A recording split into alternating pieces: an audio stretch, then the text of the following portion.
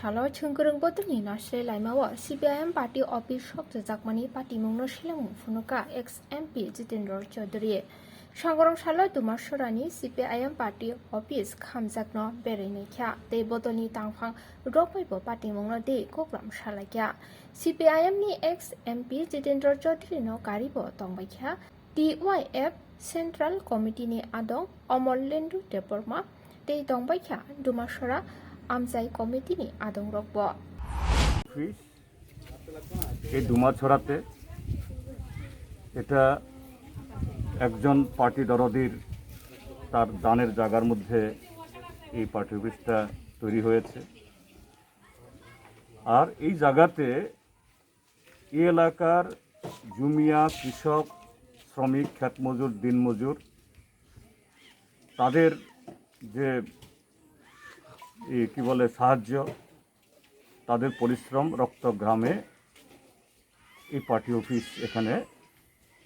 গত 94-95 সাল থেকে এখানে এই বাড়ি এখান থেকে আমাদের কাজকর্ম হচ্ছে এবং এই পার্টি অফিস একটা সময় এই গোটা এই দুমাছড়া এলাকা এদিকে লংথরাই পাহাড়ের পাদদেশে বা উপরে যারা তাদের একটা ভরসার জায়গা, এদের সুখ দুঃখের কথা বলার জায়গা। এই এলাকা যখন এনএলএফটি টাইগার ফোর্স সন্ত্রাসবাদীদের তাদের আক্রমণে চরম অশান্তি চরম নিরাপত্তাহীনতা এখানকার মানুষদের অস্থির তৈরি করছিল, তখন এই পার্টি অফিস থেকেই যে নিরাপত্তার জন্য শান্তির জন্য সম্প্রীতির জন্য মানুষের কাছে আহ্বান যেত। এই অফিস ভারতের কমিউনিস্ট পার্টি মার্ক্সবাদীর এই পার্টি 25 বছর লাগাতার ভিলেজ থেকে শুরু করে লোকসভা অবধি বারবার জিতেছে, কিন্তু এখানে বসে তখনও আমাদের বিরোধী লোক তো ছিলই, সবসময় থাকে। এই গন্ডাছড়াতে এই দুমাছড়াতে বিরোধী দল আছে, গণতন্ত্রে থাকবেই, কিন্তু কখনোই যে আমাদের এই বিজয়ের জন্য তাদের কোনো অসুবিধা, তাদের কোনো চোখের জল পড়ার মতো, তাদের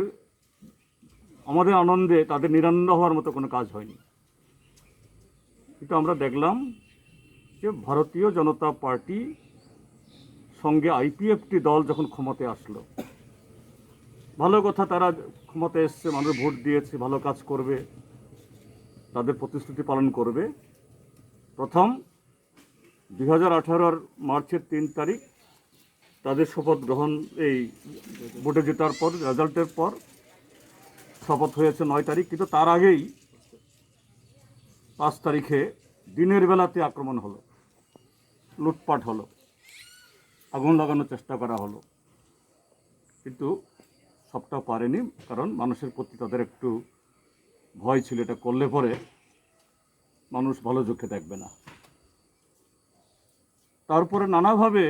এই অফিস খুলতে গিয়ে এদের চাপ ছিল, তারপর পার্টি অফিস খুলেছে, কাজকর্ম হয়েছে। আবার 2019 ইংরাজি লোকসভা ভোট